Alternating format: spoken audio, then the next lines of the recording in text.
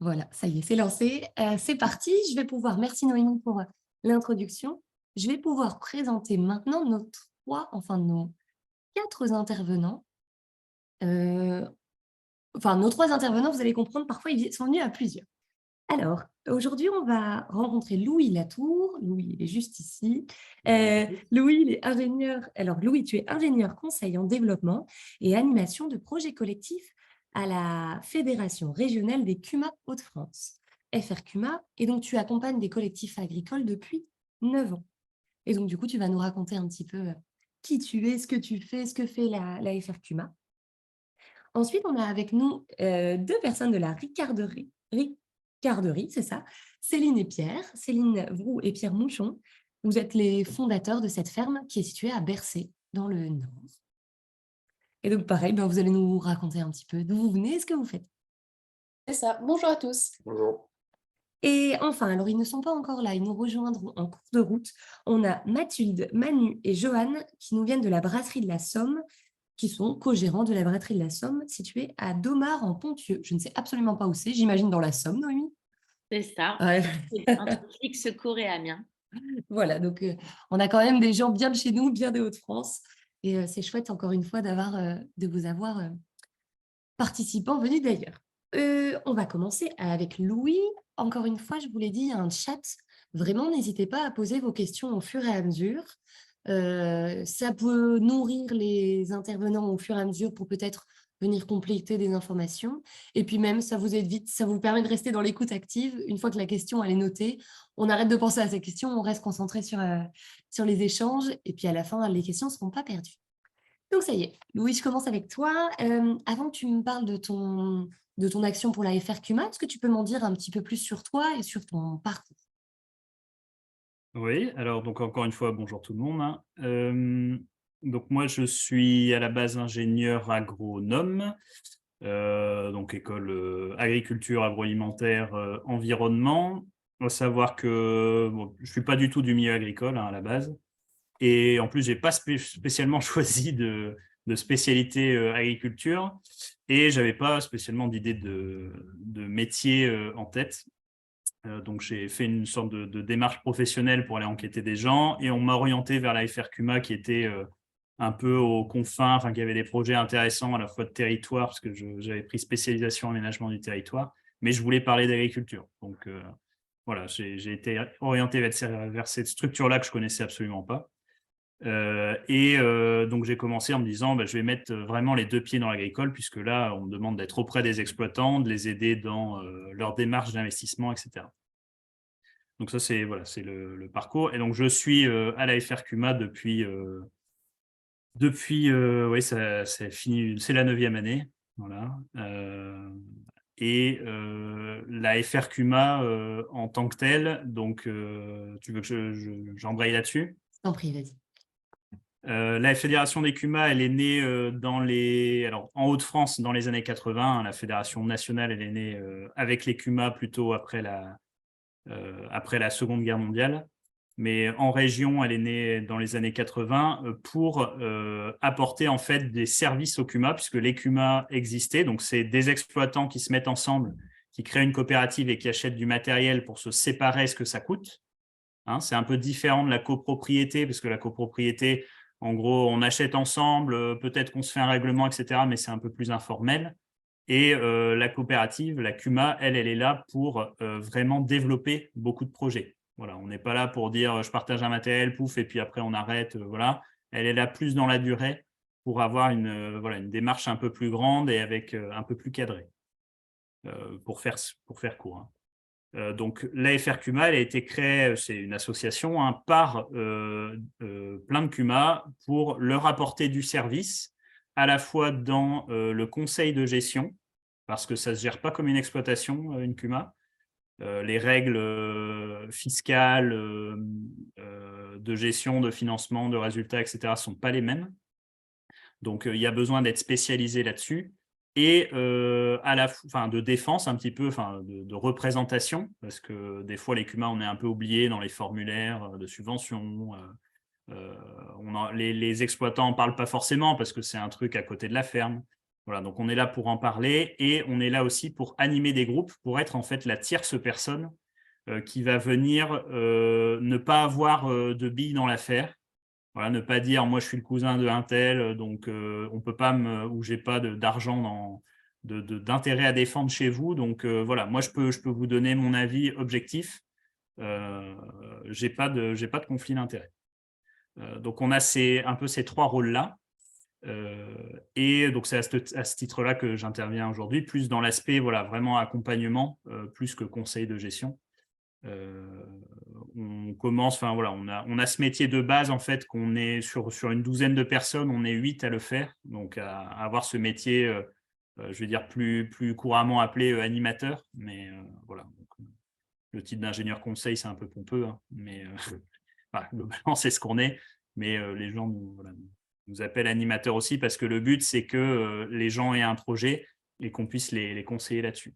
Donc, on a une très forte base sur les CUMA. Il y a à peu près 400 CUMA en Hauts-de-France, donc de groupes d'agriculteurs qui investissent. Ça concerne, alors ça fait 400, c'est peut-être pas beaucoup, mais en fait, ça concerne, il y a des CUMA où ils sont 4, le minimum, des CUMA où ils sont 130.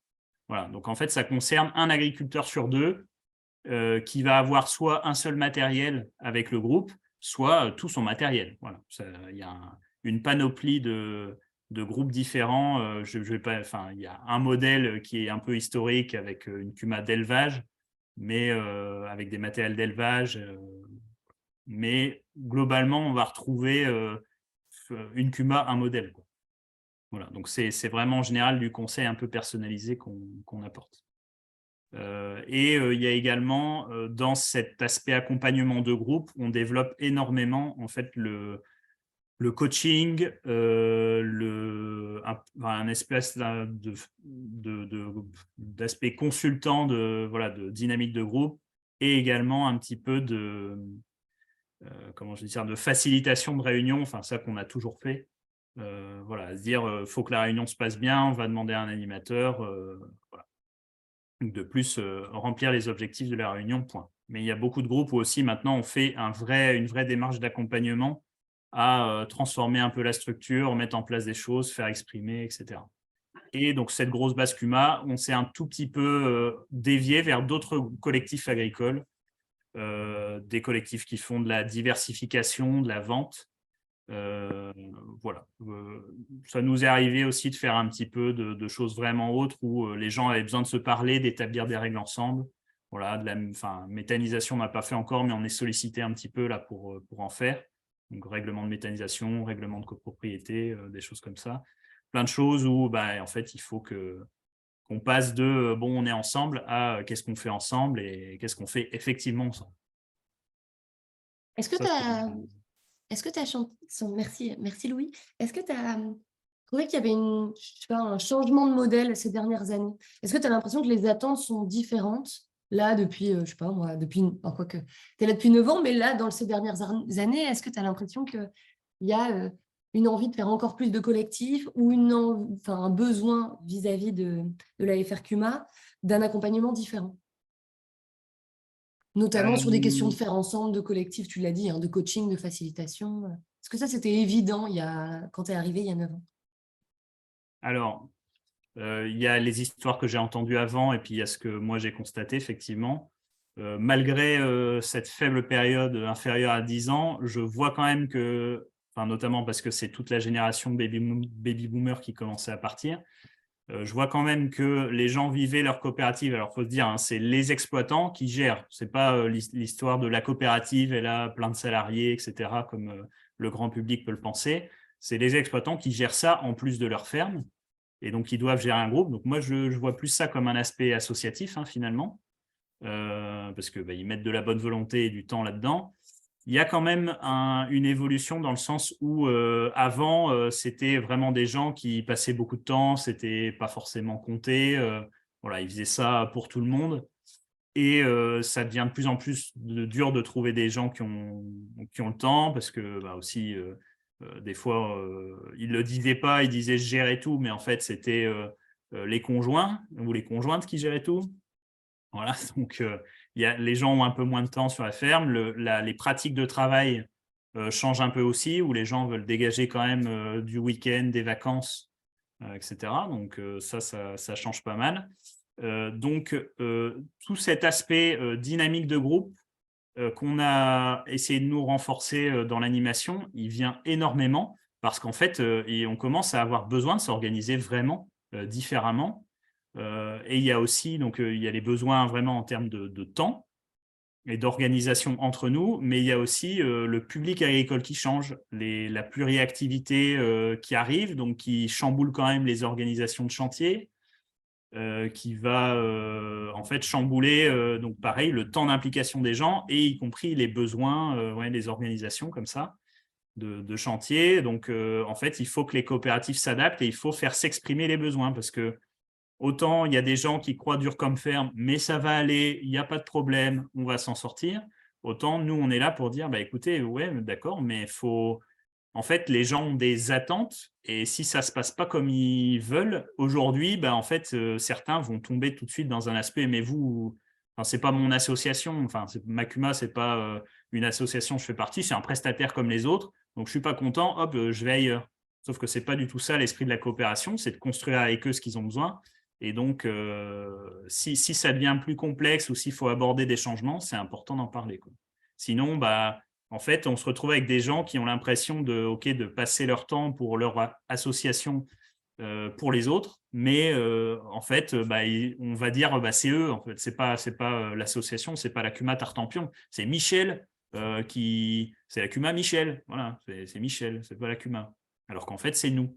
Mais pour que ce soit nous, bah, il faut que ça s'exprime, il faut qu'on fasse ensemble, sinon, voilà, c'est pas nous. Donc ça je le vois quand même un petit peu bouger. Ok, ça marche. Tu nous disais en préparant le webinaire que tu avais un rôle de catalyseur pour les collectifs. Et est-ce que tu peux nous en dire plus sur cette image-là? Et surtout, voilà, tu as expliqué que tu avais le rôle de cette tierce personne vis-à-vis des collectifs. Quelle est la posture que tu adoptes et comment est-ce que tu… enfin voilà, comment tu gères ça? Ouais. Alors, il y a des groupes pour lesquels ce mot de catalyseur fonctionne plus que d'autres, hein, parce qu'il y a des groupes qui fonctionnent très bien par eux-mêmes. Alors, il faut savoir qu'on a toujours eu une politique, mais ça, c'est par notre nature d'association avec peu de moyens, etc. Malgré qu'on soit dans le monde professionnel, voilà, comme plein d'assauts, bah, il faut faire beaucoup avec peu. Et donc, on a toujours eu cette politique d'autonomiser vraiment les groupes Cuma. Voilà. Alors, ce qui n'a pas été fait partout dans le réseau en France, mais en tout cas, nous, ça a souvent été notre mantra. À l'inverse des conseils de gestion, par exemple, qui vont… Enfin, je sais que, voilà, par exemple, pour les GAEC, bah, souvent, la structure qui fait la comptabilité, des fois, c'est elle qui a le cahier de décision, etc., donc qui vient, qui fait à la place d'eux. Nous, notre but, c'est qu'ils fassent tout eux-mêmes, parce que d'une part, on n'a pas le temps de faire pour eux, ou alors ils ne seraient pas prêts à payer le montant qu'il faudrait pour couvrir ce temps-là. Donc, voilà, on a toujours une posture d'autonomisation. Et donc, notre but, notre rôle, il a toujours été assez clairement défini d'être là pour faire que ça aille. Voilà. Et pour avoir un regard, en fait, 100% tourné vers le collectif. Parce que bah, ça, de toute façon, vous l'avez constaté, je pense, même dans vos familles ou même dans… Voilà, quand vous avez un projet ou même avec des copains, quand vous avez des décisions à prendre, vous partez en week-end avec des copains, voilà, ou avec de la famille. Quand il faut prendre des décisions, bon, bah, comment on va faire pour partager les chambres, pour faire le ménage, etc. Il y a toujours son intérêt individuel. Ah ouais, mais moi, là, si je prends mon instant T, bah, il faudrait que j'aille faire ci, faire ça. Et s'il n'y a pas des gens qui pensent un petit peu aux bénéfices qu'on aurait à faire ensemble, à dire, bah ouais, mais écoutez, si on s'y met tous là, on va pouvoir faire le ménage en 2-2 et puis c'est réglé. Et pas juste, bon, en fait, si je fais ça, au moins, je ne serai pas là quand on fera le ménage, donc ce sera mieux pour moi. Bah voilà, en fait, s'il n'y a pas des gens qui sont là pour penser à 100% du collectif, et bah, des fois, ça ne marche pas. Et après, les gens se plaignent d'être ensemble parce que bah, ça ne va pas. Donc, en fait, nous, on est là pour avoir ce rôle-là. Et ce que je vois beaucoup par rapport à ce qui se passe dans les animateurs ou les accompagnateurs de territoire, c'est que des fois, bah, on a un objectif clair qui est, je prends un exemple, hein, si je travaille pour une communauté de communes, bah, c'est la visée de mon élu, de demander aux agriculteurs de faire telle action, de faire un nouveau magasin. Voilà. Et en fait, si c'est bien ma mission, on va me demander d'accompagner les agriculteurs à faire ça. Et donc, mon objectif, ça va être ça. Donc, je vais forcément toujours orienter la réunion vers ce genre d'objectif-là. Alors que nous, dans notre positionnement, ce que j'aime beaucoup, qui est confortable, c'est qu'en fait, moi, je suis là pour répondre aux besoins du groupe. Donc, je suis là pour faire, et ça, on en parlera après, mais faire émerger les besoins du groupe et dire, vous avez envie de faire ça? Parce que après, est-ce que c'est vraiment ce que vous avez envie? Du coup, qui va le faire? Est-ce que vous êtes prêt à vous mouiller à le faire? Voilà. Est-ce que vous êtes prêt à payer? Parce que même s'il y a des choses avec de la subvention, nous, on dit toujours c'est du beurre dans les épinards, il faut manger les épinards. Donc, est-ce que vous avez envie de manger des épinards? Voilà. Parce que, en général, ce que je vois dans les projets de territoire, etc., bah oui, il y a tant de subventions, donc il faut y aller. Mais après, les gens se disent, on y va à reculons. Pourquoi ça ne marche pas là? Pourquoi ils ne viennent plus aux réunions? Pourquoi ils ne viennent pas faire ci, faire ça? Peut-être qu'ils n'en ont pas envie, mais on ne s'est pas focalisé sur l'envie. On s'est focalisé sur le projet, sur il fallait avancer, etc. Et donc, on se dit, en fait, le projet, ça va bien parce qu'il y en a un ou une qui mène la barque, qui emmène tout ça, et c'est génial, mais on a besoin d'un leader. Mais en fait, si on ne s'est pas assuré que le groupe il avait vraiment envie de ça, ou si on n'a pas fait exprimer les peurs, si on n'a pas fait, si on n'a pas levé des barrières, si on n'a pas vraiment dans les faits, hein, pas seulement en parlant, mais si on n'a pas fait tout ça, ouais, peut-être qu'on va dire, c'est bon, on emmène le groupe et on va en perdre la moitié, mais on ne saura pas pourquoi. Donc, Et notre but, il est vraiment de constituer, d'être focalisé sur le besoin du groupe et exprimer des choses. Et après, ce n'est pas grave, on peut y aller et en perdre en route. Mais au moins, on sait pourquoi et ça n'a pas créé des frustrations chez les autres, etc. et du coup, comment tu arrives à faire émerger les intérêts individuels, en fait, pour, pour emmener le collectif? Parce qu'à un moment donné, effectivement, on sait bien que dans un collectif, chacun n'y trouve pas le même intérêt, les mêmes envies. Et tu as dit, tu en as parlé, hein, les peurs, les besoins. Comment tu arrives à le faire émerger? Est-ce que tu passes par des entretiens individuels? Est-ce que toi, quelle est ta méthode? Entretien individuel, on ne le fait jamais, quasiment, pour une raison de temps. Les moments où, en fait, imaginons, hein, si on faisait ça, en fait, ce serait pour aussi donner un bilan, c'est dire, voilà, tout le monde pense ça, etc. Mais en termes, y compris d'engagement, on préfère faire exprimer les gens devant tout le monde et bien dire, en fait, voilà, si vous voulez que les choses bougent, il faut arriver à sortir, mais on crée un cadre un petit peu sécurisant. Donc, ça, on en reparlera peut-être dans les outils vraiment, mais voilà, faire parler les gens en cercle, ce genre de choses. Préparer, en fait, être au clair aussi sur tout ce qu'on doit traiter en réunion pour qu'on assure un petit peu comment je vais dire ça, on assure que le temps qu'on passe ensemble, il soit efficace. Voilà. Et que voilà, en fait, on ait des expressions on a plein d'outils là. Nous, on se forme beaucoup là sur la gouvernance partagée où finalement, on a plein de process aussi où on peut comme ça dire, être clair sur comment se décident les choses.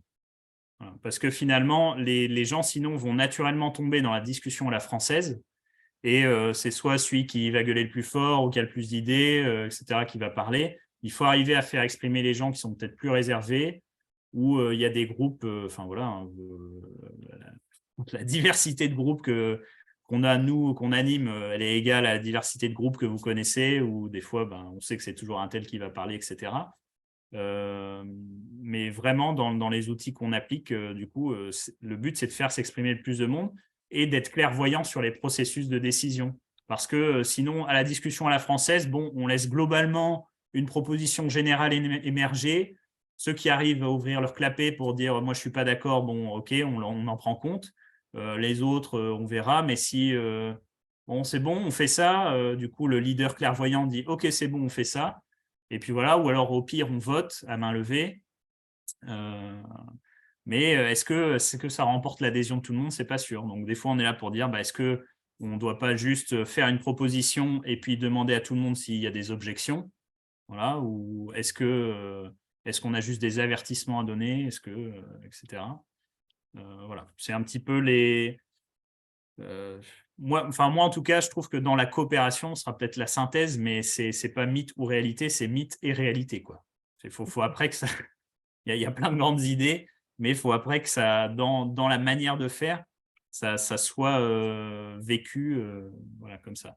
Après je veux dire, c'est comme, l'agriculture en général, c'est du travail avec du vivant, hein, donc c'est jamais 100 de réussite et même nous, enfin, voilà, quand on anime, on peut ne pas être au top aussi ou ne pas voir certaines choses, donc voilà, c'est un petit peu, dans l'émergence d'idées, chacun a sa météo personnelle au moment T. On n'est peut-être pas, voilà, il n'y a pas de grandes lignes, quoi. Je sais pas si tu vois des zones d'ombre par rapport Hem, à la question? non, non, c'est très bien. Du coup, moi, j'en profite parce que tu as quand même, ouvert une grande parenthèse sur la gouvernance partagée et sur la sociocratie. Peut-être que Noémie, tu pourrais mettre un petit lien dans le chat, mais je pense que l'université du nous est vraiment enfin voilà, allez voir si Oui. effectivement, voilà, si ce dont vous a parlé Louis vous a intéressé sur comment est-ce qu'on arrive à prendre des décisions collectivement, sans tomber dans ce qu'on appelle le consensus mou, où en fait, parce qu'on sent bien qu'on tourne en rond ou parce qu'on n'a plus d'énergie pour se bagarrer et qu'on n'est pas forcément d'accord, mais pas forcément en désaccord, on arrive à une décision à la fin qui ne convainc pas réellement tout le monde. Enfin voilà, pour éviter de tomber toujours dans les systèmes de vote, etc., vraiment s'inspirer de tout ce qui se fait en sociocratie et plus spécifiquement en gouvernance partagée, comme en parle Louis, c'est hyper intéressant. Et pour ça, il y a une ressource principale, c'est l'Université du nous. Enfin, je ne sais pas si elle est principale, mais en tout cas, moi, je sais que régulièrement, je vais lire les documents qu'ils me fournissent. Je ne sais pas si Louis, toi, tu as d'autres références. Bah, là, on est en train, en plus, nous, enfin, notre directeur qui est là depuis le début, depuis les années 80, qui va partir en retraite, donc c'est un peu un mouton à 5 pattes, quoi, dans notre organisation à nous. Bah, demain, il faudra le remplacer et donc trouver un autre mouton à 5 pattes, c'est un peu impossible. Donc déjà, s'il a 4 pattes, c'est bien.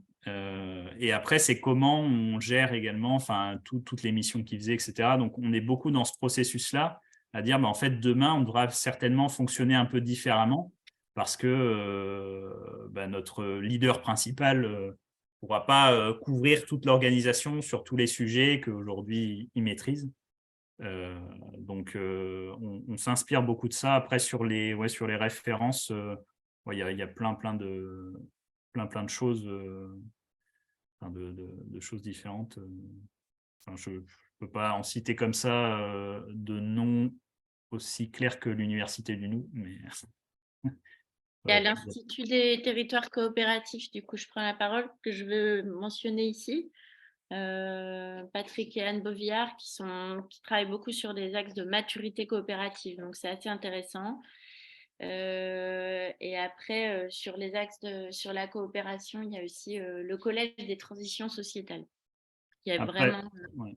Il y a aussi un livre qui s'appelle Réinventer les organisations, qui en plus, il y a une version illustrée. Je le mets là dans le chat. Je ne l'ai pas encore lu, mais c'est vraiment en fait le passage de structure pyramidale à d'autres choses comme la sociocratie, donc où c'est voilà, c'est des éléments pour décider différemment, ou la holacratie, donc là c'est carrément, il n'y a plus de chef, c'est horizontal au possible, mais chaque processus de décision, on sait comment c'est pris. Voilà. Alors nous, on ne va pas jusque-là, enfin en tout cas dans notre fonctionnement, mais on s'inspire en fait de ces choses-là pour prendre des décisions différemment. Voilà. Et typiquement, bah, dans des CUMA, enfin, il y a des groupes où c'est fait très intelligemment. Il y en a aussi qui ont besoin d'être aidés, et aidés par des gens, en fait, par la tierce personne qui a à cœur que la décision soit la plus collégiale possible, que ça s'exprime le mieux possible, voilà, de protéger les paroles de gens qui veulent dire des choses. Parce que, en fait, bah, sinon, les gens n'ont pas l'impression d'être en maîtrise de leurs décisions, ou quand quelqu'un ne se sent pas en sécurité pour parler, pour dire quelque chose d'important qui va influer sur le groupe où il va aller, bah en fait, ces gens-là ne parlent pas. Voilà. Et il ne faut pas dire, lui, il est comme ci, comme ça, donc il ne va pas dire ou machin. Mais en fait, nous, on est là pour créer ce cadre-là, pour protéger ces personnes et essayer de parler et que les autres l'écoutent, quoi. Voilà. Ça, dans l'aspect catalyseur, c'est vraiment, je trouve, un aspect qui est super important, quoi. Mais il faut Et être focalisé sur faire exprimer vraiment tout le monde et que le groupe arrive à comprendre ce dont tout le monde a besoin, plutôt que la communauté de communes m'a demandé de faire le magasin. Donc, il faut surtout qu'on aille faire le magasin. ça marche. Et il y a également Pauline dans le chat qui nous parle de Fertile, elle a mis le lien, qui apparemment propose des outils également intéressants sur ce sujet. Merci beaucoup, Louis. N'hésitez pas à utiliser le chat. La brasserie de la Somme vient d'arriver, super. Et d'autant plus qu'effectivement, on sait qu'il y a des collègues de Louis de la CUMA au niveau du Grand Est. Donc, ça vaudrait le coup, effectivement, d'avoir vos réactions dans le chat ou à l'oral si vous avez envie. On va passer maintenant la parole à Céline et Pierre pour avoir le point de vue des collectifs.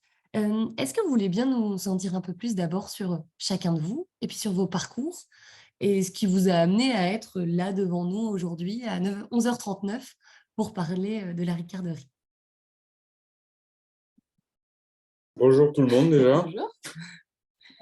Alors, pour introduire un petit peu, nous, ce qu'on fait, on est une ferme en maraîchage diversifié. Ça fait 3 ans qu'on est en couveuse d'entreprise pour tester le projet et tester le collectif avant de monter l'entreprise. Parce qu'on dit souvent avec Pierre qu'avant de se marier, il faut se mettre en couple. Détail important, on travaille ensemble, mais on n'est pas en couple. Donc, c'est vraiment une relation de travail. Donc, ça fait 3 ans. On est sur Bercé, à côté d'Orchy, dans le nord, sud de l'île. Et puis, on a une expérience de collectif où on a commencé à 3. Aujourd'hui, on n'est plus que 2. Donc, on a eu des hauts et des bas et on a testé le collectif qui ne marche pas. Et maintenant, on est dans le collectif qui marche bien. Donc, ça fait du bien. Pour se présenter un peu plus, Céline et moi, on a tous les deux des diplômes agricoles. Moi, je suis ingénieur agronome et Céline, elle a fait un BTS-A et tu as fait également un diplôme. Ouais, moi j'ai DPLG. un BTSA qui me donne la capacité agricole, mais j'ai un diplôme Master 2. Je suis diplômée par le gouvernement en aménagement du territoire. Donc rien à voir avec l'agricole. Moi, je ne suis pas issue du milieu agricole à la base, mais Pierre, oui. Donc, du coup, on s'est réunis et on a démarré le projet parce qu'on avait des convictions communes sur l'alimentation, où on voulait développer du maraîchage biodiversifié avec un modèle en AMAP. Donc, AMAP, c'est l'Association pour le maintien d'une agriculture paysanne. Et l'ensemble de nos légumes, ils sont réservés 1 an à l'avance, quelque part. On a déjà vendu nos produits avant même d'acheter nos graines. Nos clients, en fait, on vend exclusivement en panier AMAP, c'est-à-dire que nos clients s'engagent à prendre un panier toute l'année en avance. Donc, du coup, ça nous sécurise aussi financièrement et ça veut dire qu'on a aussi un lien très proche avec nos AMAPiens, nos clients, quoi. Donc, le collectif de Pierre et moi, il est aussi élargi parce qu'il y a une relation humaine très forte avec l'AMAP, les AMAPiens. Voilà. Et pour revenir sur le collectif, donc, on s'est rencontrés à travers un apéro entre jeunes maraîchers qui voulaient avancer dans la même direction. Moi, j'avais des terres parce que ma famille est dans l'agriculture depuis plusieurs générations, sauf que je ne voulais pas entreprendre seul. Et donc, je voulais m'entourer. Et c'est grâce à un apéro où j'ai rencontré Céline, puis François, qui était notre 3e mousquetaire sur la ferme. Et bien qu'on ait posé des bases sur papier, par exemple, sur la prise de décision, qu'elle ne soit pas autoritaire, qu'elle ne soit pas démocratique, mais qu'elle soit consensuelle, parce qu'on était 3, donc on ne voulait pas faire du vote démocratique, parce que finalement, ça fait 2 contre 1, et c'était pas, on n'entendait pas toutes les voix, ou du moins tout le monde avait pas vraiment son mot à dire si c'était démocratique. Donc, on a vraiment posé sur papier, lors de réunions à table, la prise de décision consensuelle. Et finalement, entre les intentions théoriques sur papier et vraiment ce qui s'est passé sur le terrain, on a eu vraiment des gros gaps, des gros espaces. Et donc, par exemple, où on devait se mettre d'accord sur des heures de travail, sur des volumes horaires de travail. C'est là où ça devient, généralement, ça fait intervenir les émotions, des choses fortes ancrées en nous. Et Céline et moi, disons que, alors ça, je ne sais pas d'où ça vient, mais moi, je pense que c'est éducatif à travers nos études parce qu'on a eu l'habitude de travailler en groupe. Donc, on a toujours réussi à se parler. Et François, qui n'a peut-être pas eu cette opportunité, qui n'a pas eu cette opportunité-là, aujourd'hui, on n'avait pas réussi à travailler en commun ensemble. C'est quelqu'un qui travaillait très bien, mais c'est juste que c'était un loup solitaire et on n'a pas du tout réussi à travailler ensemble à ce moment-là. Par rapport à notre fonctionnement de collectif, c'est vrai qu'on a eu énormément de chance, Pierre et moi, de se rencontrer parce que je pense que pour un collectif, pour qu'il fonctionne, il faut qu'il y ait de la confiance, il faut qu'il y ait de l'écoute, il faut qu'il y ait de la compréhension que Pierre, c'est Pierre, il est différent de moi, moi, je suis moi, on est différents et la différence, il faut le voir comme un point positif et une force. Et il ne faut pas qu'il y ait de jugement, en fait. Et on a beaucoup de chance de s'être retrouvés parce qu'on a déjà ces outils-là et on les utilise de manière assez innée.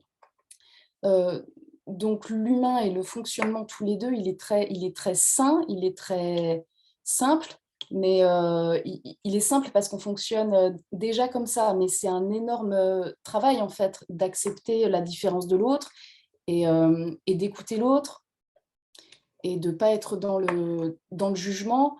Donc ça, c'est la force qu'on a, mais c'est un travail, oui, c'est un travail de tous les jours, au quotidien. Et la réussite du collectif, on va dire, entre Céline et moi, pour moi, c'est la base, c'est les valeurs qu'on défend. Par exemple, moi, j'ai une valeur que je défends corps et âme, c'est ne pas jouir au détriment d'autrui. Donc, j'ai ce filtre qui me dit, bon, bah là, où est-ce que j'en suis? Est-ce que c'est raccord avec cette phrase-là? Et est-ce que j'ai envie d'être? Et donc, du coup, ça porte toujours à tendre l'oreille sur bon, bah, qu'est-ce que Céline a besoin, qu'est-ce qu'elle me raconte. Et après, pareil, je crois beaucoup à l'intelligence collective. Je pense qu'on peut faire de très belles choses. Je suis issu du monde de la recherche et il y a beaucoup de recherches sur l'intelligence collective. Et on peut voir qu'il y a de belles choses qui se passent grâce à la mutualisation des connaissances, par exemple. Et je pense qu'il y a un mindset, vraiment quelque chose une posture dans l'état d'esprit qui est pour moi très ancrée et qui est difficile à bouger, qui vient de notre parcours éducatif, de notre famille. C'est vraiment les valeurs qui sont en nous, qui jouent beaucoup là-dessus. Oui, et je rajouterais aussi que depuis... Louis, tout à l'heure, tu disais que... je voulais rebondir sur ce que tu disais, que dans un groupe, il y en a un qui parle plus fort, on ne s'écoute pas parfois. Et je trouve que depuis qu'on est tout petit, que ce soit parfois à la maison ou à l'école, que ce soit la petite, le collège, le lycée ou même les grandes études, on travaille très peu ensemble. On est toujours dans un esprit de compétition, que ce soit même à la radio ou dans les divers médias. C'est toujours à celui qui va parler le plus fort, on ne s'écoute pas. Et je pense que c'est des valeurs qu'on ne nous inculque pas ou très peu. Et du coup, travailler ensemble, en collectif et en coopération, c'est vraiment un apprentissage. Et pour ça, il y a plein d'outils pour se faire accompagner. Nous, avec Pierre, on avait fait une formation au Germoire, s'installer en collectif. Et ça nous a vraiment beaucoup aidé à définir les besoins de chacun, parce que mes besoins ne sont pas ceux de Pierre et inversement. Et je reviens sur le non-jugement, ne pas juger le besoin de l'autre, parce que le besoin de l'autre, il ne peut pas, c'est pas contrôlable, c'est quelque chose de très très profond qui est dans l'ADN. Il faut juste dire c'est OK, il a besoin de ça. Comment faire en sorte que le cadre qu'on va se poser ensemble, le cadre du collectif, il soit OK pour mon besoin, pour ton besoin et pour les besoins du collectif et pour que ça fonctionne. Ce cadre, il peut être, mais il faut poser un cadre pour que les besoins de chacun soient respectés. Donc, ouais, je pense qu'on est différents et on est riche de nos différences. Dans le sens où, moi, par exemple, sur la ferme, j'ai tendance à être un peu bon, bah, bourru, il faut avancer là-dessus, il faut faire ça, il faut faire ça. Je le conçois comme ça, comme ça, comme ça. Mais comme on a une prise de décision, comment dire, on réfléchit ensemble, Céline, elle va pas réfléchir aux mêmes choses que moi. Et donc, elle va me soumettre ce qu'elle a dans sa tête. Et quelque part, par le bon sens qu'on peut avoir tous les deux, on va réussir à trancher. Et parfois, on prend des décisions où finalement, on a tous les deux du consensus, où on se dit, bon, bah, je ne vais pas prendre une décision tout seul, où on opte pour ma décision ou plus celle de Céline, parce qu'au final, il y aura quelqu'un qui va être lésé. Et parfois, c'est vrai que ça peut prendre du temps parce qu'il faut en discuter et retourner le problème maintes et maintes fois pour trouver une solution commune. Et de nombreuses fois, on y est arrivé. Et on y est toujours arrivé. Et du coup, il ne faut pas hésiter à prendre le temps de soigner l'humain. Et je voudrais rajouter qu'on utilise beaucoup les moyens de communication non violente pour pouvoir s'exprimer convenablement et pas être dans l'émotion. Et je pense que l'émotion, c'est ce qu'il y a de plus compliqué, ce qui pourrait le plus gangréner le groupe. C'est de savoir prendre du recul face à ces émotions, savoir si c'est un événement ponctuel ou bien c'est récurrent. Est-ce qu'on est vraiment, bon, bah, ça, je suis capable de l'encaisser parce que c'est ponctuel, ou bien je fais vraiment une croix sur un de mes besoins et au final, on repousse le problème plus loin. Et le problème reviendra de façon exacerbée. Donc ça, c'est ce qu'on a vraiment compris avec notre expérience à trois, c'est qu'on ne peut pas prendre sur nous tout le temps. On peut prendre sur nous sur certaines décisions, mais dans la globalité, il faut vraiment qu'on soit raccord avec les prises de décision sur une vitesse de croisière. Il faut vraiment que ce soit ancré. Okay, Et, ça marche. et je rajouterais quelque chose sur l'humain. Depuis qu'on est deux, on s'est rendu compte avec Pierre que l'humain devait passer avant le business. C'est vraiment notre phrase qui est centrale dans notre projet, c'est écrit dans notre cabane de chantier. On s'est dit que prendre soin de l'humain, vraiment au centre du projet, nous permettrait d'avoir un business qui fonctionne. Parce que si l'humain fonctionne, on va trouver des solutions, on va travailler ensemble pour que le business fonctionne. Si le business ne fonctionne pas, ce n'est pas très grave. Parce qu'ensemble, on va faire en sorte de se remettre en question, de faire en sorte que ça fonctionne mieux. Par contre, j'ai l'impression qu'il y a pas mal de collectifs qui existent où l'humain ne fonctionne pas bien. Le business est très bien, mais l'humain ne fonctionne pas bien et du coup, c'est se voiler la face et à la fin, ça va péter. C'est juste reculer le moment où ça va péter et à partir du moment où il y a conflit, on est déjà très enclenché dans la problématique du collectif. Donc, que les chiffres soient bons, ok, mais si l'humain derrière, il est gangréné, c'est simplement repousser le moment où ça va péter. Et ça peut être dangereux du coup pour l'entreprise ou pour l'association, pour le groupe, pour le collectif et pour l'action qui est menée. Ok. Moi, j'avais 2 questions à vous poser. La première, c'est que donc l'accompagnement que vous avez eu avec le Germoire, qui s'appelait S'installer en collectif, c'était à 2, c'était pas à 3. Ouais. C'était à 2. D'accord. Et est-ce que via la... Ouais, D'accord. Et est-ce que via la couveuse, est-ce que vous aviez eu un accompagnement déjà sur comment... Parce que vous étiez à 3 au moment de la couveuse, c'est ça? Est-ce qu'à ce moment-là, vous aviez eu un accompagnement sur gérer en collectif? Et est-ce que vous pensez que s'il y avait eu cet accompagnement, les choses auraient été différentes? Voilà. Alors, je pense qu'on a découvert un petit peu la formation du germoire avec la couveuse. Ouais. C'est via les communications de la couveuse. Ils peuvent organiser des ateliers spécifiques, mais il y a tellement de porteurs de projets différents qu'ils ne vont pas forcément être spécialisés sur un accompagnement de collectif. Donc, au sein de la couveuse, je n'ai pas à ma connaissance d'accompagnement sur le collectif. Mais il est clair que suite à cet atelier entreprendre en collectif, si on l'avait fait plus tôt à 3, ça aurait pété plus tôt. Ah, d'accord, ok. Voilà. On aurait identifié plus tôt les Signaux de signes de dysfonctionnement. dysfonctionnement, mais Ok. je suis persuadée que dans tous les cas, ça se serait terminé de la même manière parce que quand ça colle pas, il faut pas essayer de rajouter du vernis sur un truc qui est pourri ou qui ne fonctionne pas. Quand je dis pourri, c'est pas un jugement, c'est vraiment quand on sent que ça marche pas, on essaye de trouver des solutions ensemble, on essaye d'avancer, on essaye de s'en sortir pour que ça fonctionne. Et si après avoir essayé maintes outils, maintes choses, ça ne fonctionne pas, il faut prendre des décisions. Ok. Moi, je vais passer la parole à Louis qui a levé la main et après, j'ai une dernière question pour vous. Ouais, c'est juste, enfin, je plus sois hein, sur tout ce que vous dites. Mais, enfin, en fait, vous êtes aussi, du coup, grâce à ça, surconscient et surqualifié dans ces méthodes d'échange. Ah, ça coupe. Ouais, je l'ai perdu, moi. Ouais, on nous t'entend. aussi. Vous aussi? Bon, ben. En tout cas, il avait l'air d'accord avec vous. Louis, tu nous entends?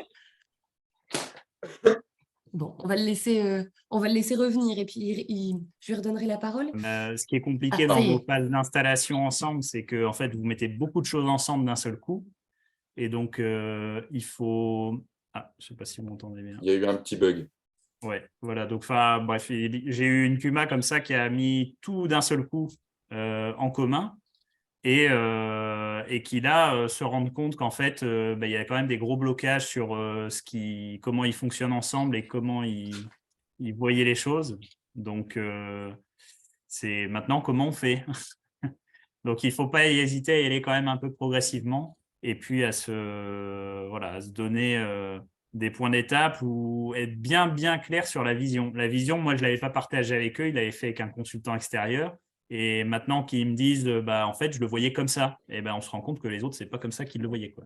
Donc, voilà, c'est dans le projet collectif, après, il y a le fonctionnement, après, il y a la vision, ce qu'on a envie de faire. Voilà, Je pense c'est que autant gagner que de faire ça avant. c'est très difficile de poser sur papier avant qu'un projet commence quels vont être mes besoins. Et il n'y a que en mettant les mains dans le cambouis qu'on va être frappé par les réalités. Et finalement, c'est comme un business plan, ça reste en théorie. Le stage de survie en forêt a de l'avenir, moi je vous le dis. Et tu parlais, Louis, de… je ne sais plus comment le formuler, mais… ouais, de se mettre d'accord sur la vision. Ce qui a été difficile dans notre cas à trois, c'est qu'on s'était mis d'accord tous les trois sur une vision globale, une phrase qui nous rassemble tous les trois, et on regardait tous les trois dans la même direction. Mais c'est le fonctionnement humain de l'écoute, de la prise de décision au quotidien qui ne fonctionnait pas. Et du coup, ça n'a pas été facile parce qu'on partageait les mêmes valeurs et on regardait dans la même direction. Mais ça montre à quel point, même en ayant des valeurs communes et une vision commune, ça peut péter parce que la manière d'écouter, d'échanger, de prendre des décisions parfois est tellement différente et ça finit par péter, quoi. Et moi, j'avais une dernière question. Vous avez parlé de vos amapiens. L'information a été donnée dans le chat. Donc, vous avez 84 familles, 84 amapiens. Comment est-ce que vous les impliquez dans le collectif, au-delà de devenir des clients? Parce que il y a votre binôme, votre collectif à deux, mais vous avez aussi un collectif de 84 personnes. Comment est-ce que vous les intégrez aussi dans la vie de votre AMAP? Alors, l'AMAP, c'est une association. Donc déjà, c'est les amapiens qui sont sur leur association. Donc, parmi les amapiens, il y a le président, le trésorier, et ils ont même créé des sous-pôles, le pôle développement, animation. Donc, en fait, ils sont autonomes, donc ils sont investis déjà de par leur statut ou leur place dans la MAP. Et on est en lien très étroit avec eux pour des ateliers, des réunions. la MAP l'année prochaine, est-ce qu'on ne ferait pas rentrer d'autres producteurs? On est sollicité, on échange beaucoup entre nous. Et le pôle animation, développement, communication propose régulièrement des choses pour la vie de la MAP. Et ensuite, on invite les AMAPiens ponctuellement dans l'année pour des journées plantation, désherbage, plantation d'arbres, plantation de courges, récolte sur la ferme. Ouais, c'est quelques chantiers pour qu'ils comprennent un peu la difficulté du monde paysan. Et sinon, au niveau de la MAP, nous, on a eu de la chance quelque part. Dans la MAP, on a tous la même vision. Et on a eu cette chance, c'est qu'à la création de notre collectif et à la création de la ferme, on a rencontré un collectif qui s'appelait le collectif Bercé Écologie. Donc, il y avait déjà un groupuscule de personnes qui s'étaient déjà auto-organisées pour faire avancer les choses sur les domaines de l'écologie, l'environnement. Et quand on les a rencontrés, eux, ils étaient déjà moteurs. Et nous, on avait exactement la même requête, créer une AMAP. Donc, on avait déjà des besoins communs, des souhaits communs. Et c'est vrai que déjà, si on se rejoint sur une vision, après, les manières d'y arriver, je pense qu'il y a une réelle différence entre l'association qui a une gestion désintéressée et l'entreprise qui a une gestion intéressée. La MAP est sur la ferme et souvent, il y a confusion des deux. Mais je pense que dans l'association, vraiment la MAP, la prise de décision, c'est beaucoup plus simple et léger. Il y a moins d'émotionnel et le groupe est beaucoup plus gros. Donc, le consensus est encore plus puissant et c'est plus léger, c'est beaucoup plus léger. Ok. Bon, je vous remercie tous les deux. On va passer la parole à Mathilde.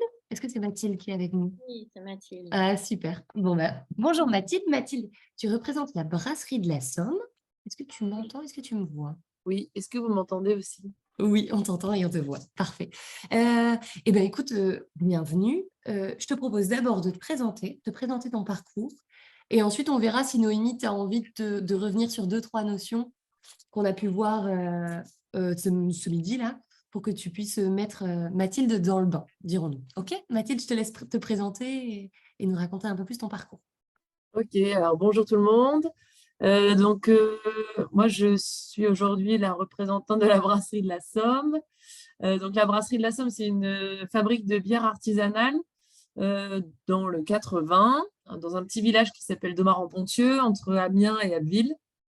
C'est une brasserie qui a une dizaine d'années et qu'on a repris à 3, donc avec Manu et Jojo, depuis 2 ans, depuis le 1er janvier 2021. Alors, je vais essayer d'aller dans l'ordre. Donc, on est 3 amis à la base. On s'est rencontrés pendant nos études il y a une dizaine d'années. On a fait des études, Jojo et moi, des études d'ergothérapeute à Berck-sur-Mer. Et Manu a fait, lui, des études d'informaticien. Je suis en couple avec Manu depuis qu'on se connaît avec Jojo, on va dire. Donc, on s'est rencontrés via des soirées, etc. Et puis, après les études, on est resté en très bons termes avec Jojo. On a continué de se voir très régulièrement, à faire des ateliers ensemble, autour du bricolage, voilà, à boire des bières ensemble. Et nous est venue l'idée un jour d'en fabriquer. Donc, on a fait de la bière dans la cuisine, plutôt les gars d'ailleurs. Moi, j'étais plutôt la petite main, mais c'était plutôt les gars qui faisaient ça. Et donc, ce qui est intéressant quand même d'expliquer, c'est qu'à la base, on est 3 et à la base, on était 4 dans ce projet. Donc, il y avait Fanny avec nous qui était aussi une copine de promo. Et puis un jour, autour d'un apéro, peut-être, je ne sais pas trop, nous est venue l'idée de créer un collectif à 4. Donc, Fanny avait un projet d'élevage caprin. Moi, j'avais un projet d'accueil sur un site de genre ferme pédagogique, avec pourquoi pas un gîte, enfin voilà, plutôt autour de l'accueil. Et les gars ne savaient pas trop s'ils avaient le projet de quitter leur travail, mais en tout cas, ils voulaient s'associer à notre collectif et pourquoi pas y faire de la bière, peut-être en amateur dans un premier temps. Et puis, enfin, voilà. Le projet, il n'était pas centré sur la bière. Il était plutôt centré sur une vie collective. Un lieu de vie collectif avec des activités communes et des valeurs qui nous rassemblaient tous les quatre. En 2019, on se fait accompagner du coup par Initiative Paysanne, qui est un organisme qui accompagne surtout des projets agricoles, puisque le projet il est quand même centré sur un élevage caprin. Donc, Initiative Paysanne nous accompagne sur plusieurs volets. J'essaie de voir si je suis dans le bon ordre, mais je pense que oui. Donc voilà, il nous accompagne sur plusieurs volets. Je vais m'arrêter là pour l'instant. Et en parallèle, on tombe sur une annonce brasserie à transmettre dans le 80. Ça correspondait à la zone géographique qu'on s'était fixée dans la recherche de notre lieu. Puisqu'avant ça, on avait fait, ça c'est intéressant de le dire, on avait fait quand même un accompagnement avec à petits pas, Noémie, je crois que je ne me trompe pas, qui s'appelle De l'envie au projet. Donc, c'est Fanny et moi qui avions fait cette petite formation pour essayer de nous aiguiller sur voilà, nos attentes, nos besoins, nos envies, et essayer de poser des mots sur notre projet. Et pendant cette formation, le formateur nous avait à toutes les deux dit « pas de lieu, pas de projet ». Donc, on a quand même, à un moment donné, essayé de chercher un lieu. Et donc, cette annonce de brasserie à transmettre, on décide de venir visiter. Donc là, on est en 2019, septembre 2019. Et donc, on arrive sur une ancienne ferme, un corps de ferme, avec des vieux bâtiments et donc une brasserie en cours d'activité. Donc, c'est un couple qui tient la brasserie à ce moment-là. Lui est malade et ne peut plus travailler. Donc, elle est toute seule à travailler sur l'activité brasserie. Et donc, ils ont fait le choix de transmettre progressivement pour pouvoir partir sur d'autres projets. Donc, la brasserie, c'est une grande maison d'habitation et des bâtiments annexes dans lesquels se trouve la brasserie. Et à l'arrière de la brasserie, derrière la brasserie, il y a des terres, environ 2 hectares de terres agricoles et un bois de à peu près 3 hectares. Voilà, donc a priori, l'ensemble de nos projets peuvent se faire sur le lieu, c'est-à-dire qu'on peut vivre d'une activité qui fonctionne, puisque la brasserie, elle a déjà presque 10 ans et elle rémunère 2 personnes à ce moment-là. Donc, on peut vivre d'une activité qui nous plaît, donc plutôt les gars sur cette activité-là dans un premier temps. Fanny peut s'installer avec ses chèvres et moi, je peux faire une activité d'accueil et il y a de la place pour faire du gîte, de l'accueil, un bar. Donc voilà, on ne sait pas encore très bien à ce moment-là où on va, mais il y a plein de choses possibles sur ce lieu. Donc, on décide d'avancer avec le couple qui nous accompagne et qui est aussi accompagné par Terre de Liens. L'annonce, elle avait été postée par Terre de Liens. Et donc, on se fait accompagner tous les 6 sur une formation qui s'appelle, je ne sais plus, Noémie, peut-être tu peux m'aider. Non, je ne sais plus. Mais transmettre les clés d'une transmission réussie. Les clés d'une transmission réussie. Oui. Voilà, donc on se fait accompagner pour essayer d'éviter les pièges. Et en janvier, Initiative Paysanne nous propose de faire la formation Maître en chiffres. On fait donc cette formation. Et là, c'est la claque qui arrive. Fanny se rend compte, je ne sais pas trop si c'est que les chiffres, mais en tout cas, Fanny se rend compte que le projet ne collera pas, qu'elle ne sera pas financièrement, que son activité, elle ne fonctionnera pas sur le lieu. Pas assez de place par rapport à son projet pour mettre suffisamment de chèvres pour que l'activité soit rentable. Et elle refuse d'être dépendante financièrement du collectif, puisque Du coup, à ce moment-là, nous, on propose que l'activité brasserie puisse rémunérer les 4 personnes. Et même s'il y a besoin de travailler un peu plus sur la brasserie, que l'activité chèvre soit peut-être un peu moins rentable. Enfin, voilà. On essaye d'imaginer différentes solutions, mais ça ne colle pas. Donc, Fanny décide de se retirer du projet. Et nous, on décide tous les 3 d'avancer malgré tout sur ce projet. Donc, le projet prend un peu une autre forme, puisqu'il y a tout un volet qui est supprimé, puisqu'on n'a plus d'élevage dans notre projet. Et donc on avance avec les anciens propriétaires qui nous aident. Donc, c'est le Covid, là. Hein. On est en mars 2020, plein Covid. Donc, ils nous accompagnent sur... voilà, ils essayent de nous aider à trouver des solutions de financement. Nous, on fait le choix de quitter nos boulots quand même, malgré les difficultés économiques, etc. Et en septembre 2020, on vient s'installer à la brasserie tous les 3. Donc, nous, on a 2 enfants avec Manu, donc tous les 5. On vient s'installer à la brasserie avec les anciens propriétaires. Donc, on colloque pendant quelques mois, tous les 7. Et ils nous apprennent, du coup, à utiliser l'entreprise. Donc, les machines, les clients, le lieu. Enfin, vraiment, pendant quelques mois, on travaille tous ensemble. Les gars sont encore un peu sur leur ancien boulot en télétravail. Et moi, je me rends compte, du coup, j'ai quitté mon travail. Donc, je suis 100% avec Marie-Laure, la brasseuse. Et je me rends compte que l'activité brassicole me plaît bien. Je me forme en brasserie. Les gars se sont formés aussi dans l'année. Et moi, je me forme en brasserie. Et donc, comme ça, on a tous les 3 la même formation brassicole. Et voilà.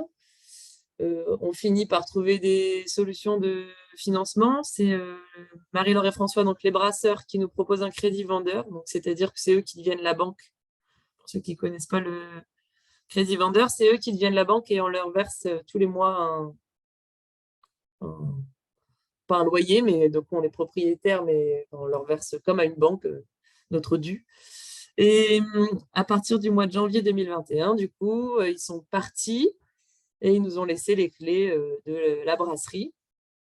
Voilà, et donc on est brasseur depuis le 1er janvier 2021. Ça, c'est pour la petite histoire. Je crois que j'ai rien oublié. Voilà. Merci Mathilde. Non, je pense que c'est chouette. Au moins, on a le contexte, etc. Noémie, est-ce que tu avais besoin de revenir sur 2-3 notions ou tu veux que je pose, j'embraye sur les questions? Ouais, tu vas pouvoir embrayer. Puis en plus, Mathilde, salut Mathilde, tu étais là pour écouter la fin.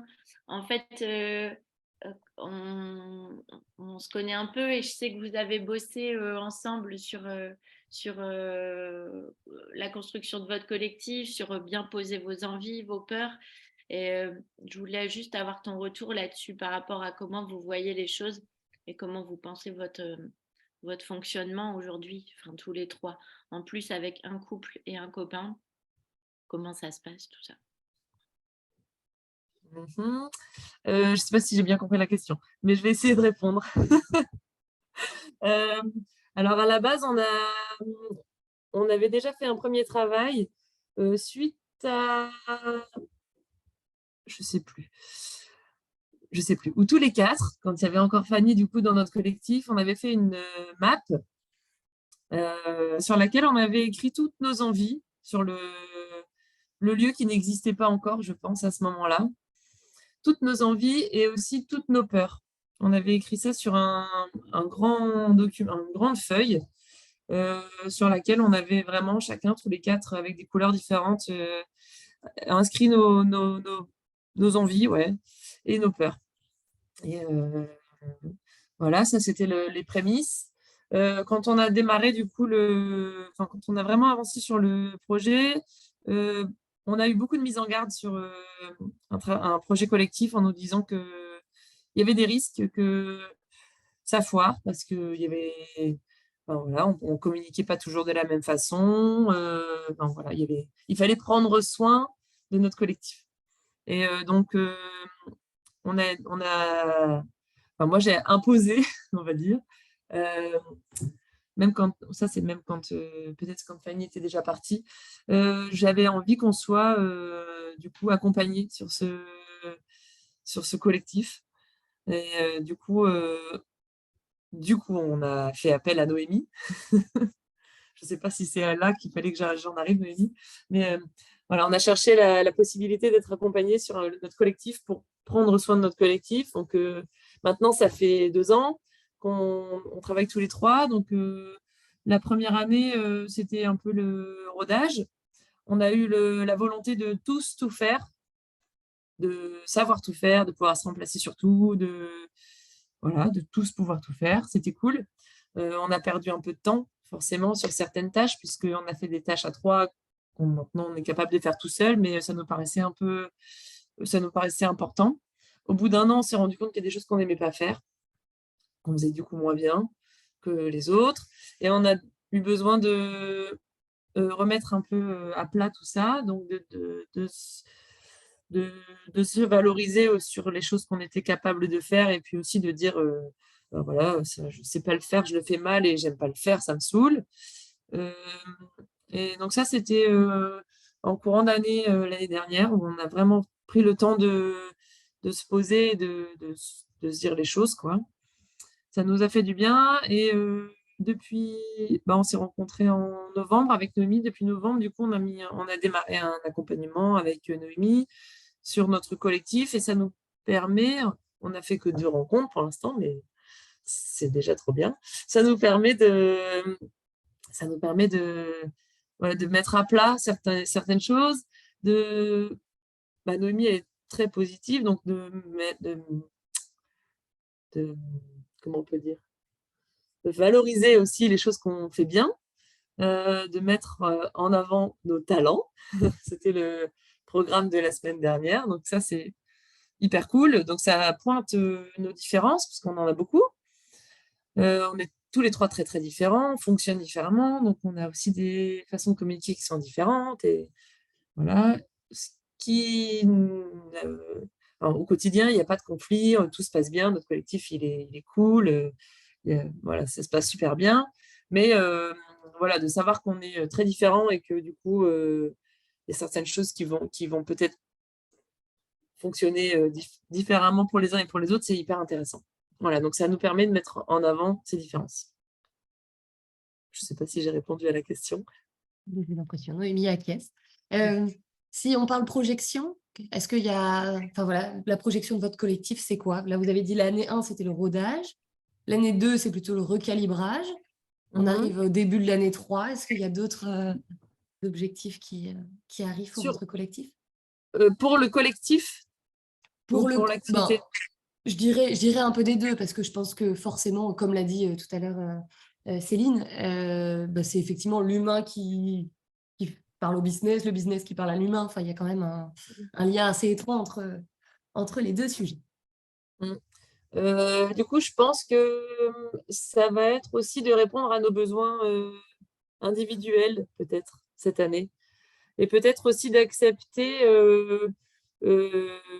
nos différences, justement, et du coup, le fait qu'on ne soit pas obligé de tous savoir tout bien faire. Et voilà, je pense que ça va être ça, cette année. Accepter qu'on a des talents et qu'on doit les mettre en avant, et que du coup, c'est pas grave si on ne fait pas bien certaines choses, si les autres sont capables de bien les faire et qu'ils acceptent de les faire avec plaisir. Voilà, je pense que ça va être vraiment de mettre en avant nos talents et de les assumer un peu plus. Voilà. Ok, on en revient un petit peu à ce qu'on s'est dit et à ce que disait Louis tout à l'heure, c'est qu'un collectif va bien au partir du moment où les individus au sein de ce collectif vont bien aussi. Il y a quand même un effet vertueux qui fonctionne. Ok, je te remercie beaucoup Mathilde pour ton retour. J'ai bien envie, afin de vous laisser un peu de temps peut-être, parce qu'il nous reste 13 minutes, donc s'il y a des questions, c'est le moment, je vous laisse les mettre dans le chat. Pour vous laisser le temps de réfléchir à vos questions, je vais laisser la parole à Noémie. Voilà, n'hésitez pas à poser des questions à Mathilde, à Céline, à Pierre et à Louis. Ils sont là pour ça. Il nous reste 13 minutes. Noémie, qu'est-ce que tu retiens de ce qu'on s'est dit? Qu'est-ce qui t'a marqué? Est-ce que tu es contente des partages d'expérience? Enfin voilà, à toi. Oui, je suis contente. Non, j'aime bien. Je trouve qu'il y a des trucs hyper importants qui ont été dits et qui ont été évoqués et qui se complètent. Autant riches pour des porteurs de projets, c'est-à-dire des points de vigilance, que pour des gens qui veulent les accompagner ou même qui veulent être dans des coopérations multi-acteurs. Donc, c'est-à-dire, par exemple, on est d'une collectivité et on veut travailler avec des producteurs ou on veut travailler avec des acteurs du monde du social, tout ça. On voit bien qu'il y a des enjeux différents. Donc, la logique d'intérêt, on l'a entendu beaucoup en fait. Quels sont les intérêts de chacun, les besoins et la logique d'envie. Enfin, je redis ça. On ne fera pas travailler des gens s'il n'y a pas une envie, ou alors ils vont partir au départ et puis au final ils vont pas rester, parce que si ça nourrit pas une partie de leur réalité propre, finalement on va intégrer un collectif et puis ensuite on va s'en séparer assez naturellement. Euh, voilà, j'ai entendu Louis qui disait autonomiser les collectifs. J'ai trouvé ça important. J'ai entendu expression des peurs et lever des barrières. Ça m'a semblé être un point important. Faire exprimer les besoins et d'avoir une vision collective, travailler la vision collective. Après, il y a deux notions qui me semblent importantes. On a parlé un peu de météo de chacun, et finalement, c'est ça aussi. Il faut être accepté une forme de disponibilité ou même de non-disponibilité. En fait, c'est OK. Je veux dire, on ne peut pas tout le temps être au top en se disant oui, c'est super ce qu'on fait tous ensemble. Il y a des moments où finalement, on s'en éloigne un peu pour X ou Y raison. Le tout étant de réussir à l'exprimer assez simplement, avec la limite qu'on se porte, hein, mais en tout cas d'être OK avec ça. Je veux dire, tout le monde ne peut pas tout le temps être là, dispo et OK pour un collectif à 2000% aussi. L'importance des rôles et le partage, alors on a toujours un peu peur de ce mot-là, hein, du leadership, mais c'est ça, hein, c'est de dire ben, chacun a des talents et des compétences, et finalement on peut savoir tout faire tous, et puis on peut aussi être un petit peu meilleur dans ça ou dans ça, et quelque part on peut être responsable plus d'un atelier ou d'un rôle, et sans pour autant tout faire tout seul de A à Z, mais en tout cas réussir à être en responsabilité de ce rôle-là et laisser la place aux autres. Et puis ce rôle, il peut tourner aussi surtout. Donc ça, c'est quelque chose d'intéressant comme outil, la fiche rôle dans les collectifs. Et là, je vous renvoie à l'Université du Nou sur le fait de bien définir les rôles dans les collectifs. J'ai entendu Louis qui disait se mettre en sécurité et poser le cadre. Ça, c'est vraiment le taf de l'animateur, hein, de l'accompagnateur, qui est de mettre en sécurité les gens en disant ce qu'on se dit. On se le dit en toute authenticité, on se le dit sans jugement. Enfin, en tout cas, on essaie vraiment d'être dans une écoute positive, d'écouter l'autre comme il se comprend. Et puis bah, poser le cadre de confidentialité pour l'accompagnateur, hein, parce que ce qui se dit, c'est intime. Enfin, je veux dire, vous voyez bien que là, les projets qui sont racontés, ils parlent de leur vie, quoi. Donc, c'est important aussi. Et merci d'ailleurs de nous livrer tout ça. Parce que c'est important de se sentir en sécurité avec son accompagnateur et de changer si on ne l'est pas. Très clairement, c'est OK avec ça. Voilà, donc différence égale richesse. Je ne vais pas en prendre plus de paroles, mais en tout cas, sur les outils, effectivement, tout ce qui est autour de la communication non violente, il y a plein de clés à aller chercher et je vous invite à creuser. Il y a pas mal de gens qui accompagnent sur ces sujets-là, hein, aujourd'hui, hein, donc, on est loin d'être les seuls, et il y a vraiment des gens, et on le sent, qui partageons une vision sur l'idée que la coopération, ce n'est pas des choses innées. Et puis voilà, je voulais terminer sur cette posture de poseur de questions. Nous, on n'est pas là pour accompagner, pour donner des réponses toutes faites. C'est de l'humain, ça se maîtrise absolument pas, et tant mieux. C'est par contre de poser des questions pour aider les gens à cheminer et à aider à exprimer parfois l'émotion si elle est forte, parce que comme le disait bien Pierre, je crois, Pierre et Céline, si c'est pas réglé à un moment, bim, bim, bim, on monte dans l'émotionnel, et puis ça crée des réactions qui sont dites proportionnées, qu'on ne comprend absolument pas et qui font que ça pète, quoi. Alors qu'au final, on pensait vouloir absolument les mêmes choses et être parfaitement d'accord et parfaitement en phase. Mais c'est un cycle normal, le fait de ne pas être d'accord. Donc, il faut aussi l'accepter. La coopération, elle se crée un peu au moment où on rencontre un peu ces difficultés-là. On dit, ah, là, ça storme un peu, là, on n'est pas tout à fait d'accord. Ok, donc c'est maintenant qu'il faut aller creuser. C'est pas très confortable, mais c'est ça, on apprend en faisant. Voilà, je vais terminer là-dessus. On le fait, ça se passe pas top, on se le dit, ok, qu'est-ce qu'on change? Et puis on fait ça en boucle. Voilà ce que je retiens de tout ça. Merci Noémie.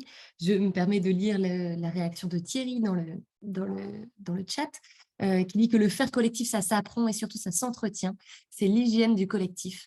Et il présente, je pense, sa structure qui s'appelle tram.org, qui dit que chez tram.org, on accompagne tout cela avec beaucoup d'envie et de plaisir.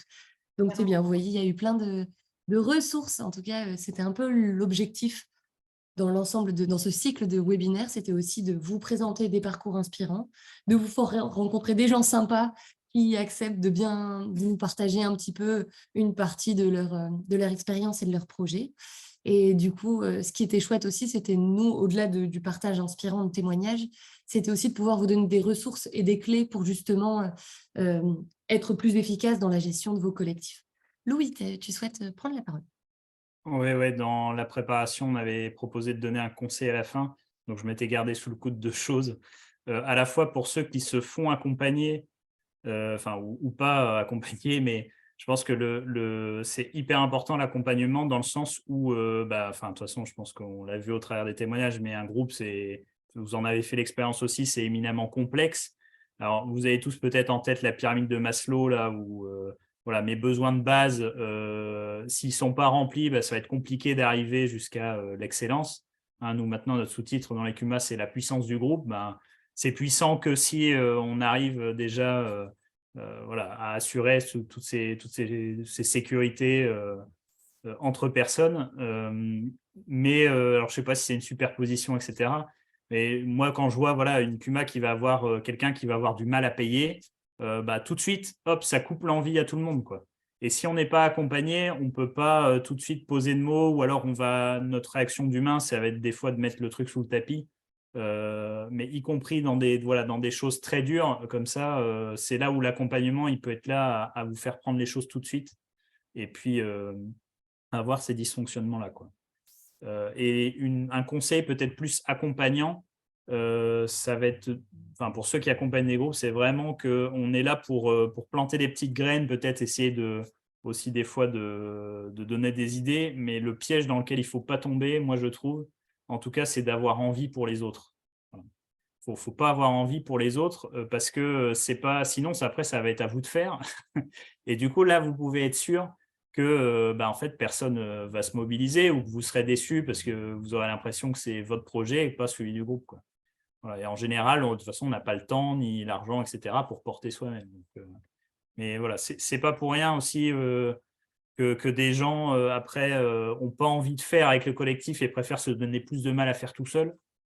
C'est à cause de ces histoires de besoins. Et si vous-même, vous ne faites pas attention à tout ça, en fait, c'est vous, accompagnant, qui finirez par faire tout seul, quoi.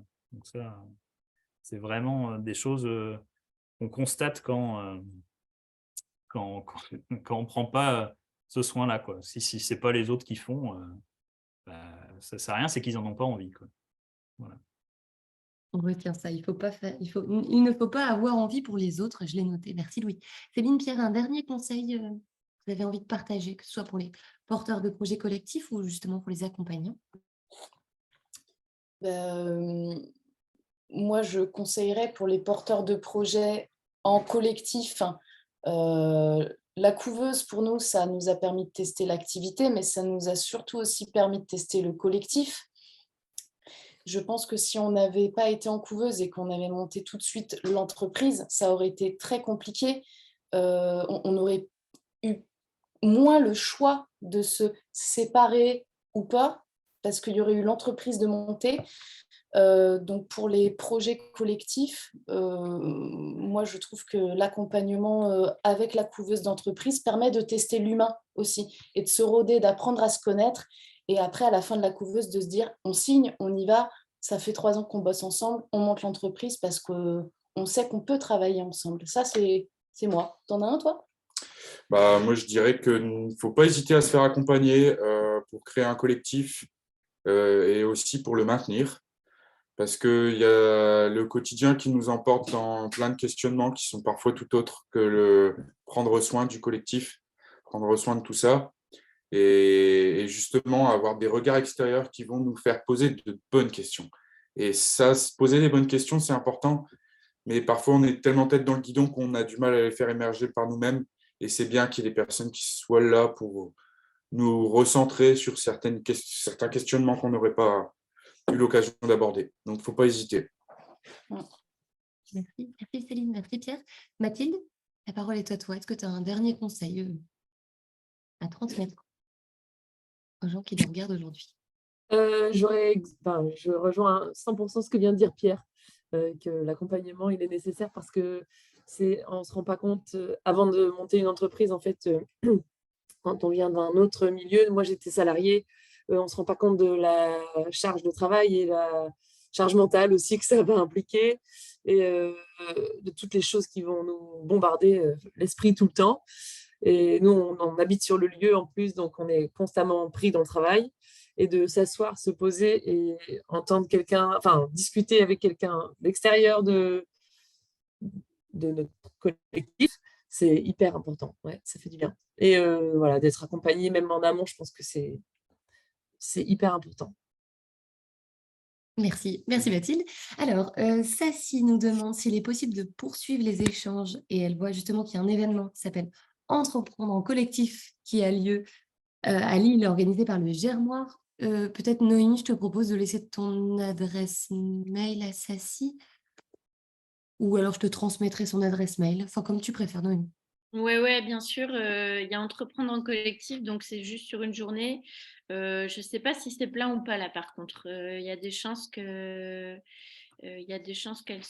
soit complète. Après, c'est une journée qu'on va reproduire, hein, mais qui permet de revoir ce qu'on s'est dit là, et puis aussi l'après-midi de voir un peu les possibles dysfonctionnements et comment on peut s'en prémunir. Voilà. Donc là, la prochaine 15 février à Lille, et puis les autres dates, je ne les ai pas fixées. Voilà, faut les voir, faudra suivre le Germoire pour ça. Ouais. Ok, pardon, c'était Marie, mais vous me faites des pièges aussi, vous avez vous mettez des pseudos. Il est 12h30, il est temps pour moi de vous laisser. Bon, bah, c'est le dernier, d'habitude on annonce le prochain, mais là, ça y est, c'est le dernier. Hein. Mais voilà, on sent qu'il y a quand même une envie commune et collective, parce que c'était le thème du jour, que ça se poursuive, parce que c'est des vrais bons moments, et c'est des moments qui nous nourrissent, nous aussi. Enfin voilà, Noémie, vous l'avez entendu, hein, elle accompagne des collectifs tout le temps. Moi aussi, en fait, pas sur le volet de l'alimentation, mais et je trouve qu'à chaque fois, enfin voilà, même moi, merci Noémie, parce que même moi, à chaque fois que j'anime un webinaire avec toi, mais en fait, je prends plein de notes et après, j'arrête pas de parler de ce que j'ai appris. Donc, c'est très chouette. Cool. Merci à tous, un grand merci. On vous tient au courant si jamais ça se reproduit. Dans tous les cas, vous pouvez suivre le Germoire. Le Germoire, on peut le suivre où Noémie? Sur le site internet, sur Facebook? Sur le site internet, le Germoire-en-Bricourt, il y a une page marmite. Donc, il y a les infos marmite. Et après, sur les réseaux sociaux classiques, quoi. Voilà, Facebook, Instagram, sur LinkedIn aussi. Et puis voilà, les webinaires, on va reprendre. Hein. C'était juste que là, on avait décalé celui de décembre en janvier. Donc, on va encore faire 4 sessions, je pense, là en 2023, avec la même idée, quoi, de thèmes un peu dont on parle beaucoup, mais d'essayer d'avoir vraiment du témoignage de terrain assez inspirant et pas trop de théorie, mais j'ai vraiment plus du retour terrain sans phare, quoi, sans faux semblant. Voilà, c'est ça l'intérêt de ces webinaires. Et puis après, rester focus parce qu'il y a plein d'événements en vrai aussi, hein. Au départ, on avait commencé ça parce qu'on ne pouvait pas se voir, mais maintenant, il se passe plein de choses sur les sites et sur les tiers-lieux et sur les fermes où il y a des possibilités de se voir aussi. Et ça, c'est bien, je pense, pour nourrir des collectifs, de le se voir aussi. Yes. Et puis, il faut quand même que je remercie Louis, Mathilde, Céline et Pierre qui ont pris du temps avec nous aujourd'hui et aussi en préparation. Merci, merci, merci. Et bah, ça y est, 12h32. Je vous souhaite un très bon appétit et je vous dis à bientôt, j'espère. Merci beaucoup. À Au bientôt. revoir. Merci Louis, à bientôt. Merci à tous. Bonne journée. Collectif, c'est dur, mais ça vaut le coup. C'est ça. Bonne journée, à bientôt. Vos amis, vieux gars.